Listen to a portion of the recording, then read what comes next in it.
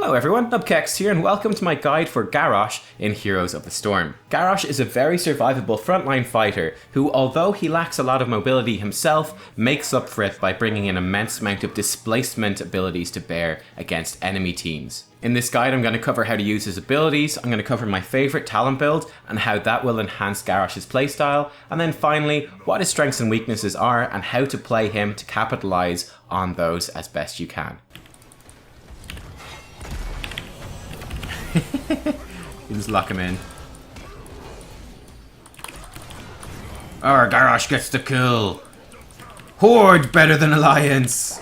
Garrosh's trait is called Armor Up. This gives Garrosh 1 armor for every 2% of maximum HP that Garrosh is missing. So I think there's two real big things about this trait. One in the game and then one preparing for the game. So the one in the game is of course that as your life gets lower, you get harder to kill. So that is something that you can exploit a little bit. You can bait people in to diving you and going for kills on you when in fact you're much more difficult to kill than they realize thanks to all the armor you're going to get. Number 2 then, in terms of preparing for the game and also in terms of understanding your talent choices, is that heals or shields that go on top of Garrosh when he's at low life are going to be much more powerful than heals and shields that he gets when he's at full life or that other heroes that don't have armor would get. Garrosh's first active ability is called Groundbreaker. This costs 30 mana, has an 8-second cooldown, and at level 20 does 178 damage to enemies in an area, and heroes that are hit by the outer edge will be pulled towards Garrosh. In game it looks like this. You can see there's the smaller inner area and then on the very edge this outer ring which will pull people through, and you can see a bit of an effect happens over there. Okay, so let's do this against a target dummy. If we hit them with the middle, it'll just do a bit of damage and that's all. If we move over and hit them with the edge, boom, it will do a very, very large pull on the enemy hero that gets hit. So key points about this ability is that it is Garrosh's most important ability. I know a lot of people feel that Wrecking Ball, which we'll come to in a second, is his most important ability because it's perhaps the most flashy, but in fact Groundbreaker is the most important, and this is what you want to be devoting most of your attention towards hitting. Okay, nice. Very nice.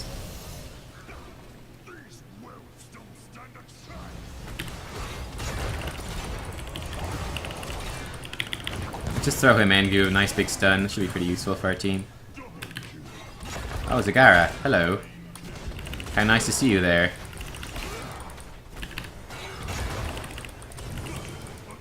Where's she gone?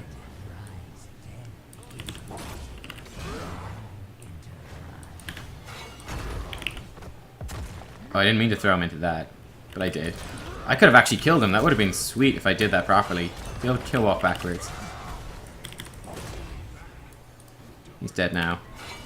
There we go. Boom! Garrosh gets the kill. Smork! Garrosh's second ability is called Bloodthirst. This has a 12-second cooldown and costs 55 mana, so it's fairly hefty in terms of mana cost. It does 342 damage at level 20 to an enemy and heals for 10% of Garrosh's missing health. The healing is increased by 100% against heroes. Okay, and if we look at the ability in-game, you can see it's got a very small radius, a little bit bigger than your basic attack radius, but not much. These are your basic attacks, and your W is going to look like this. It's this upswing on Garrosh's axe. Now the key points about this ability is number 1, it hits a little bit harder than a basic attack from Garrosh, and Garrosh has one of the hardest hitting basic attacks out of all warriors, so it does do a not insignificant amount of damage. Now the other thing to be concerned about is that it heals you for 10% of your missing health, right? So not your max health, but your missing health, which means that it's going to heal you for more the lower your HP is. So I think as a rough rule of thumb, generally speaking in fights, there's a pretty good opportunity to use the first cast of this for damage in the team fight, and then you should be able to survive long enough to start getting value then out of the healing later on in the team fight. His next ability is called Wrecking Ball. This has a 60 mana cost and a pretty hefty 16-second cooldown. This will throw a nearby enemy hero, minion or mercenary to the target location and will do 200 damage to enemies near the impact, slowing them by 30% for 2.5 seconds. This is obviously Garrosh's most flashy ability. If I take the targeting circle here, you can see we have this inner circle which is... okay, it's exactly the same as Bloodthirst, right? Yeah, it's exactly the same as Bloodthirst. It's basically melee attack range. You will be able to grab a hero from within here, and then you'll throw them to any point where you target them. So you could throw them just straight up in the air, you can throw them in front, you can throw them behind, you basically choose where they go. So when we walk in range, you'll see a horde symbol will appear over the target you're going to throw.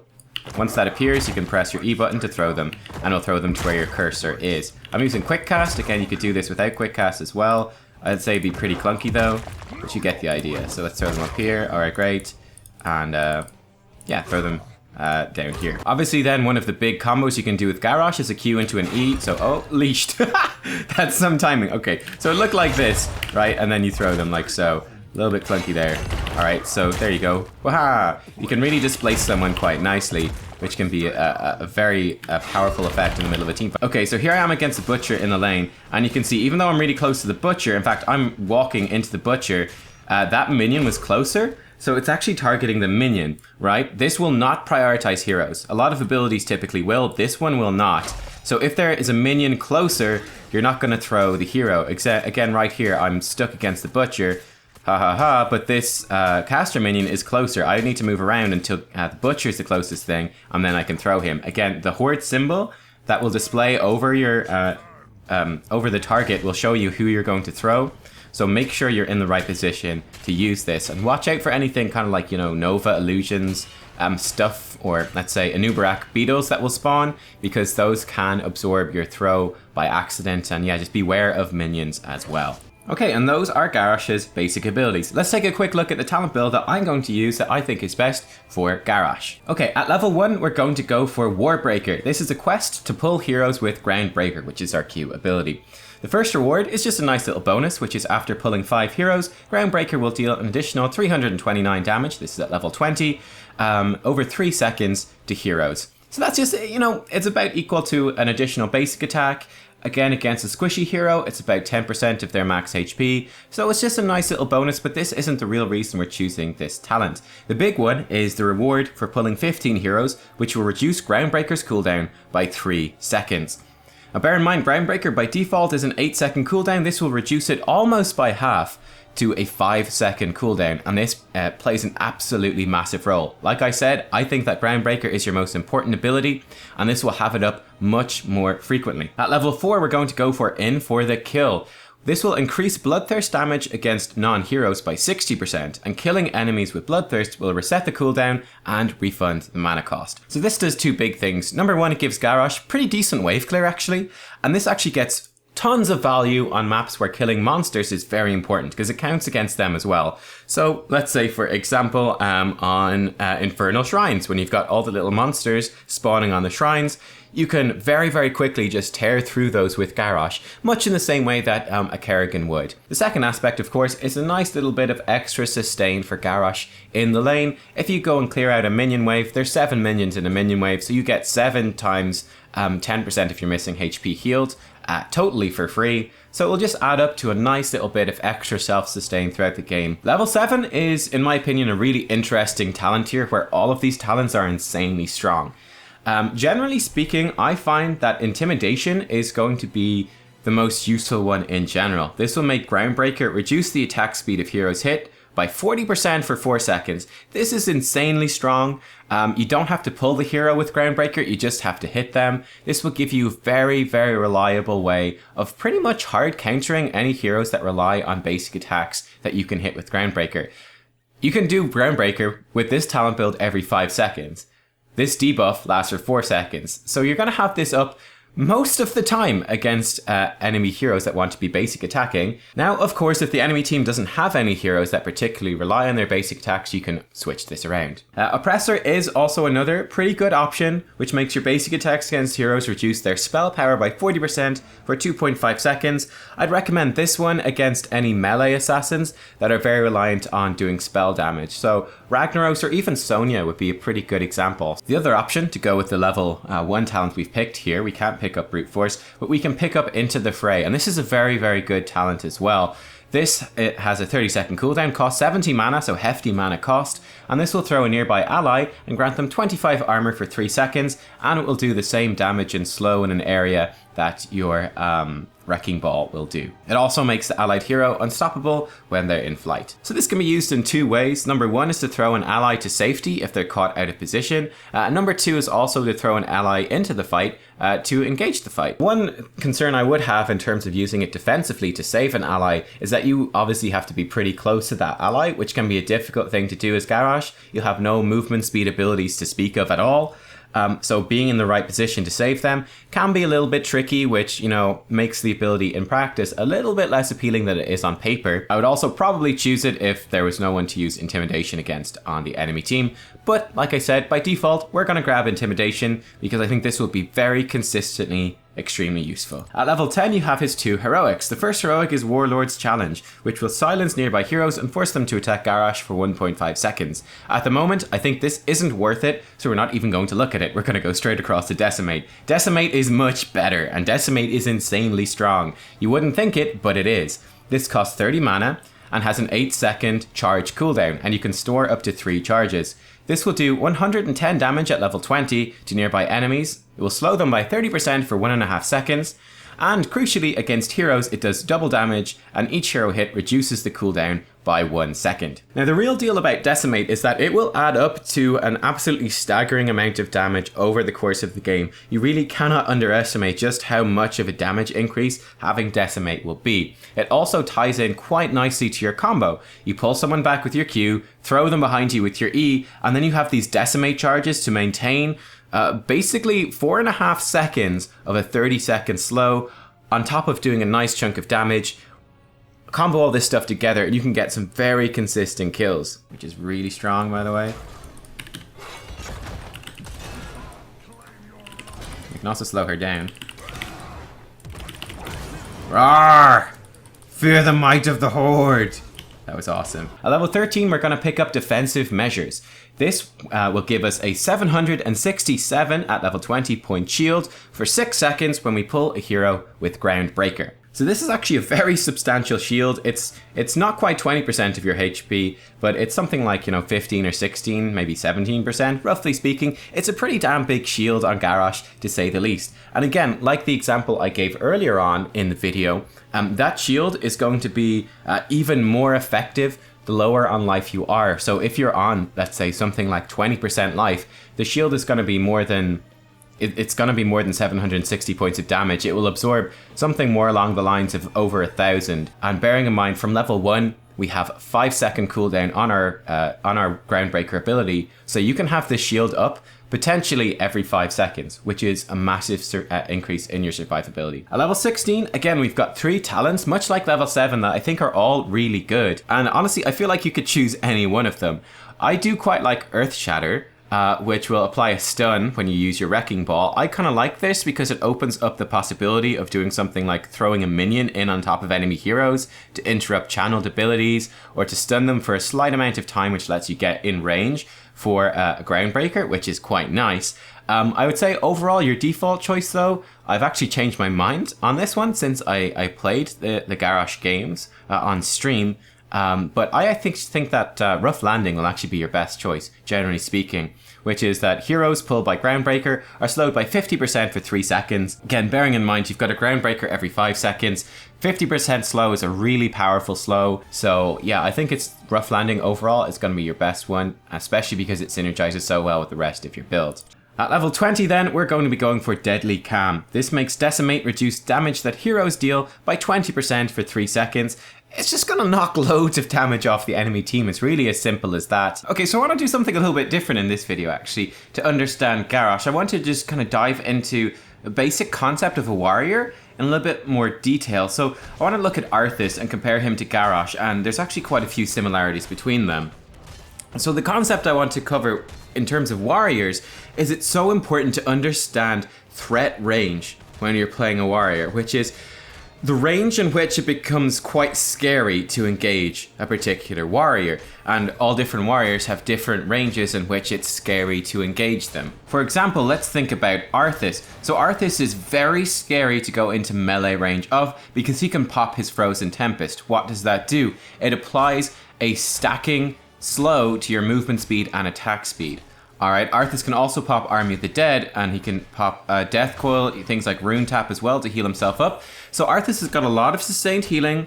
He's got, reasonable enough melee damage, but he becomes very scary to move into melee range of because you start getting slowed down and taking damage, and that just gets worse and worse and worse. Additionally, once you've been slowed down by his Frozen Tempest, it becomes very easy for him to root you with Howling Blast.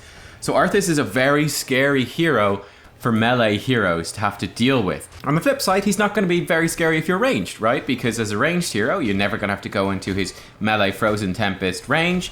And that will mean that it's pretty difficult for him to actually hit you with Howling Blast, his root. You can dodge around it quite easily. So yeah, that gives Arthas a very clear identity, which is he's going to be incredibly strong, especially against heroes that must go into melee. He's going to be very good in longer sustained fights when his Frozen Tempest gets consistent value and his self-sustaining healing gets consistent value, and he's going to struggle against ranged damage dealers. Okay, and here we are at Arthas's win rates against specific heroes. And if we look at these, you see some very clear trends. So looking at heroes that have quite a few games against him, I mean, Ragnaros stands out, Zarya, Dahaka, even Chen, Muradin, the Butcher, and Illidan, and Alarak. If we look at these heroes, what do a lot of them have in common? Even Kharazim then as a support. Well, what a lot of them have in common is they all must be in melee range or close to it to get value. And a lot of them are very reliant on basic attacks. So for example, Ragnaros, melee assassin, reliant on basic attacks, has basically no mobility. He's going to get stuck in Arthas's slows. Dahaka, he's a warrior, but he is also reliant on being in melee range for basically all of his stuff. So he's going to get stuck in Arthas's slows. Muradin, tank, with the same sort of idea. He's quite reliant on being in melee and fairly reliant on basic attacks as well.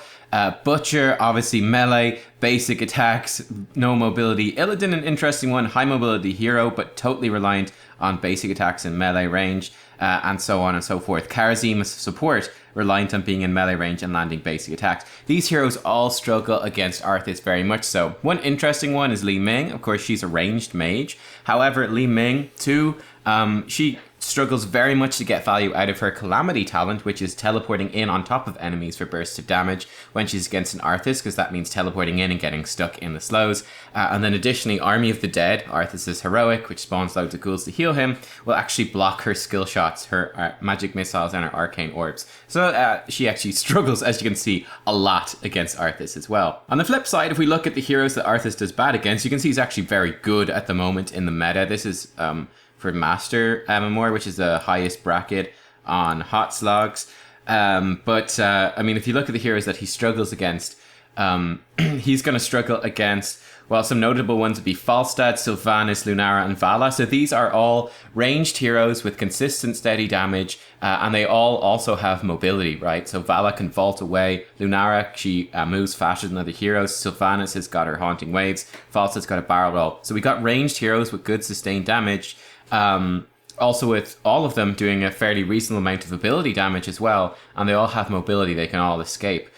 We also have Sonya and Leoric. We've got two melee heroes that don't rely on basic attacks. So Sonya builds into Whirlwind, she can have that remove slows and roots, and it's going to get extra value against Arthas's Army of the Dead as well. Leoric, who can throw out his grabby spectral hand, which will suck away Arthas's life and heal Leoric up himself. And then one other interesting one here is Tyrael, who Arthas quite struggles against. I think this is interesting because Tyrael's Sanctification obviously can completely remove Arthas's Frozen Tempest and completely nullify its effects for a few seconds. Okay, so let's actually talk about Garrosh then. How does Garrosh compare now that we've looked at Arthas? So he's actually relatively similar to Arthas in some ways, particularly with this talent build. Alright, which is, we do provide, this constant AoE slow with Decimate. And that's why, part of why I like Decimate so much, is that it provides you with a very constant threat radius around you, which people have to watch out for, right? People don't want to be walking into that, and it gives you very consistent value. Because in comparison to Arthas then, in terms of his other things, Garrosh, he also punishes heroes that come into melee range, however he does it in a much more bursty way. Right, which is that Wrecking Ball. Hang on, I need to actually complete quests. There we go, kaboom. Which is Wrecking Ball, obviously your biggest one. Is a melee range hero, boom. You can throw them behind you into your team, displace them, and then they're going to find themselves in an awful lot of trouble. Additionally, on top of this, and this is why Groundbreaker is so important and why we've built into this, is that every time Groundbreaker is up, you've got this size threat range as well, right? So let's say Arthas is in beside us. If Arthas tries to run away, we can Groundbreaker him back in. We also have the option to step back and then Groundbreaker Arthas in. Okay, Arthas actually walked forwards. Well, if Arthas walks forwards there, we throw him over and then he's in a lot of trouble, right? So that's another threat range for Garrosh. Then of course you have the threat against ranged heroes that you can simply walk towards them. And especially when Wrecking Ball is up, this becomes a very hefty threat that you can pull someone in with Groundbreaker and throw them behind you. That is very scary for people to deal with. Now, of course, one of the weaknesses with this threat range is that you are reliant on Wrecking Ball for a good chunk of your threat, and this is a 16-second cooldown, which is a very long cooldown, okay? So people can play around that quite a lot. That's why we've invested into reducing the cooldown of Groundbreaker, and in getting Decimate. It means that even when Wrecking Ball is on cooldown, we're still pretty scary, right? Because there's still loads of displacement that we're doing with Groundbreaker, and there's still this constant AoE slow with Decimate. And on top of this, of course, we don't want to make it too easy for enemies to play around your cooldowns. That's what makes a good Heroes of the Storm player, by the way. It's really someone who who understands all of the cooldowns and plays around them. That's what high level play is about. So as opposed to your default kit where you're reliant on an 8-second cooldown and a 16-second cooldown, with this particular build we've got an awful lot of stuff going for us because we've got a very substantial displacement every 5 seconds, which is a massive deal. Then we do have our big bursty displacement Wrecking Ball and the potential to combo those things together, like so, wham wham, every few seconds. We get someone in a really rough spot. There we go, Arthas running away, he's not getting out of there. Boom, we've got our Groundbreaker up again, right? So it's this very consistent level of threat that becomes very difficult for people to play around. That's the big purpose of this build. On top of that, you're very scary in a laning situation, okay? And this is very much thanks to your in for the kill talent. So when we're in a laning situation like this, number one, it's a very specific range really for a Groundbreaker. It's this very narrow and straight line where this is danger zone for the enemy team and this is danger zone for you. Enemy team's gonna be here, your team's gonna be here. Well, this is happy days for Garrosh, right? Because you can Groundbreaker someone in and fling them behind. It pushes them so far away from their team and it pushes them so far into your team. Wow, Arthas wants to just go for those towers. Interesting. So that becomes very scary for the enemy team to deal with because your displacement just works so well in a lane. On top of that, you can also come in, and one of Garrosh's big weaknesses, of course, is that he's got no wave clear, or he's got almost no wave clear. Well, we solved that with our W ability. So this will give us constant wave clear while we're in the wave, and it'll give us constant little bits of healing. Also, you're immobile and you're vulnerable to being bursted, while your wave will give you some protection. So when you're fighting within your wave, you can stay within your wave. It becomes very scary for any heroes to come in to try to fight you under your wave, because they move into the threat range of your Wrecking Ball. They move into the threat range of Groundbreaker. They move into the threat range of the two combo together. And then, of course, you can decimate someone and then just simply walk up to them while they're slowed and you can throw them behind you. It's very scary. On top of this, you're doing pretty good wave clear and you're healing yourself up and you're protected because you're behind your own minions. And yeah, they just simply don't want to walk behind you. It's not a good idea for them to do that. Alright, we can pull Arthas back again. Now, Arthas is going to escape because he's Arthas. But still, you can see we get like a lot of damage down on Arthas. He has a pretty tough time surviving here. It's not easy for him by any means. By any stretch of imagination. We can throw him back. Oh, it didn't work, but we finish him off with a W. But you get the idea, right? He's really well suited to lanes. And this also applies to when fighting on things like shrines, on Infernal shrines, because again, in that situation, you've got a bunch of minions that you can hide behind, that you can quickly clear out with your W. And then people have to walk into you, which is your engagement range with Q. And you've got a very clear setup of good side and bad side, which you can pull people out of and knock them into. On the flip side then, Garrosh is going to struggle in more open battlefields where things aren't as clear cut. People have got space to move around him. And if we take a look at Garrosh's win percentages, we can see the types of heroes that he's doing well against. So interestingly, we got Johanna and Diablo. These are two ultimately fairly immobile tanks that would normally be difficult to kill, but you can understand here, once Johanna's used Iron Skin, she actually becomes quite easy to hit with your combo and fling into your team, and then she's actually in a bit of a rough spot. Same thing with Diablo. He's pretty difficult to kill, but he's also like a quite dive-focused hero. And if he tries to dive in and you throw him even further backwards, he can find himself completely isolated. We also have, Alarak, who again is a melee hero that needs to get in range, melee range really, to have a lot of effectiveness. So he's very easy to hit with your combo, and again has no escape really. Another couple of interesting ones. One interesting one here is Tychus, who I believe was initially touted as like a counter to Garrosh. The issue with Tychus is that he's got this short basic attack range, and he does want to kind of turret up and stand pretty still to get value out of his minigun, which means that he's pretty vulnerable to being hit by Garrosh and thrown. Also, I suspect that it's pretty easy to combo off of his Odin cast, right? Because Odin has to stand still to activate it, so you can probably combo off that and kill Tychus. So that's a problem with him. Same thing, Zul'jin, also immobile. Range damage dealer who can be focused down. Raynor as well. Another couple of interesting ones here, of course, are, I would say, Kharazim, Brightwing, Tyrande, and Oriel in terms of supports that do seem to struggle against Garrosh. Notable things about each of these supports is that they can't do a lot for someone who gets displaced into the enemy team. Right, so Kharazim can dive in, but he doesn't have much single target healing. He's got AoE healing, so he's gonna kind of struggle a little bit if someone gets yoinked into Garrosh's team. It's kind of difficult for Kharazim to get in there. More interesting, I would say, is Brightwing, who really can't do anything for someone who's pulled into the enemy team. Brightwing can't follow, or Brightwing's gonna die as well. Tyrande, likewise, she's an immobile damage dealer, really, and her support is going to be almost useless as someone who gets flipped into the enemy team.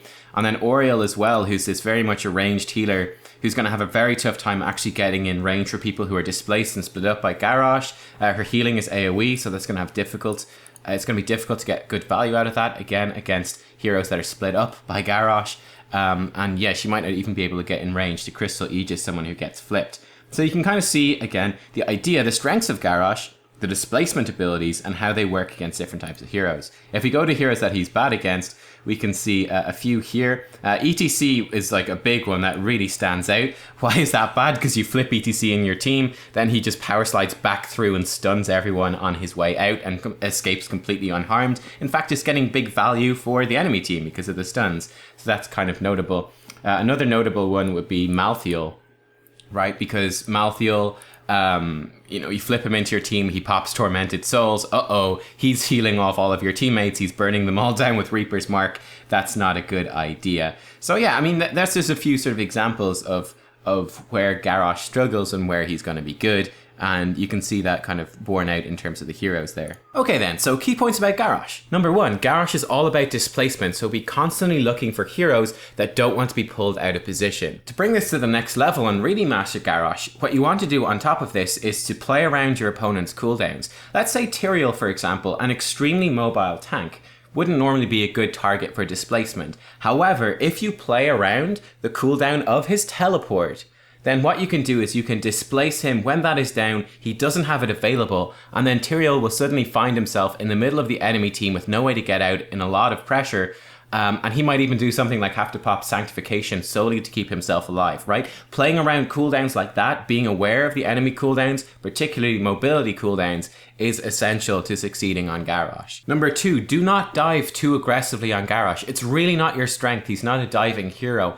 And in fact, it can oftentimes be worth disengaging slightly from the fight so that you can bring your Groundbreaker pull into effect against the enemy team's frontline. Number two, don't over-focus on your QE combo. You can also do things such as simply walking into melee range and throwing someone back over your shoulder for melee range, and then pulling them back in with Groundbreaker once they try to run away. Okay, you're not completely locked into your QE combo. It's not the only good thing that Garrosh can do. Then finally, don't be afraid to use low health to bait the enemy team into bad engages, okay? You look very vulnerable when you're on low health, but your trait is giving you loads of armor, which is going to help keep you alive. Your healing with Bloodthirst is going to get more powerful. Your shield with defensive measures through Groundbreaker is going to get more powerful as well, thanks to your armor too. So yeah, capitalize on your enemy's greed when they go for what looks like an easy kill on Garrosh, only to find that the easy kill has not materialized before the opposing team has, and they suddenly find this still live Garrosh, flinging them back into that team and finding their own deaths there instead. So there you go, guys. That is my guide for Garrosh in Heroes of the Storm. I hope you found it helpful. Give it a thumbs up if you did, and subscribe for more guides. And yeah, there's plenty of other videos out at the moment, and I've got a new live streaming schedule as well, which you might be maybe interested in checking out. Lots of the content, the video footage from this particular guide came from my Garrosh focused live streams, and I'm going to have more of those coming up soon. So yeah, stick around to see all those. Thanks for watching, and I'll see you all next time for more Heroes of the Storm. Bye-bye!